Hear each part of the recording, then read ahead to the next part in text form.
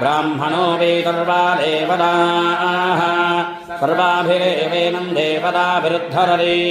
यावदेर्वे देवतास्ताः सर्वा वेदविधिब्राह्मणे वदन्ति तस्मात् ब्राह्मणेभ्यो वेदविभ्यो दिवे दिवे नमस्कुर्यान्न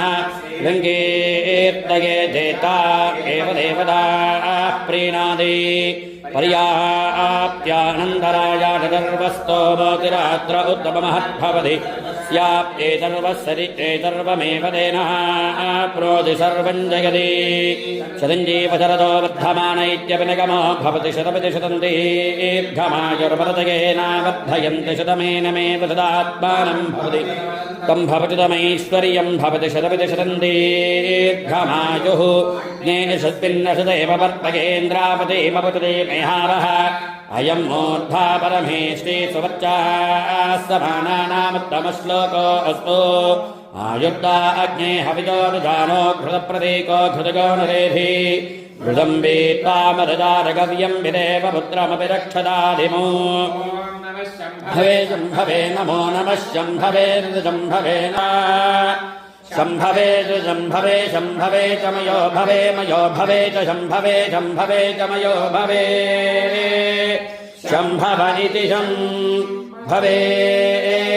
च मयो भवे मयो भवे च मयो भवे च मयो भवे च मयो भवे च मयो भवे च मयो भवे मयो भवे च नमो नमश्च मयो भवे च नमः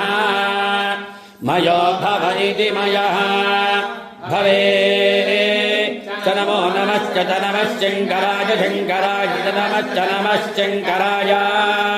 नमः शङ्कराय शङ्कराय नमो नमः शङ्कराय शङ्कराय नमो नमः शङ्कराय शङ्कराय शङ्कराय शङ्कराय जमयस्कराय मयस्कराय शङ्कराय शङ्कराय जमयस्कराय शङ्करायेति शङ्कराय समयस्कराय मयस्कराय च मयस्कराय च मयस्कराय च मयस्कराय च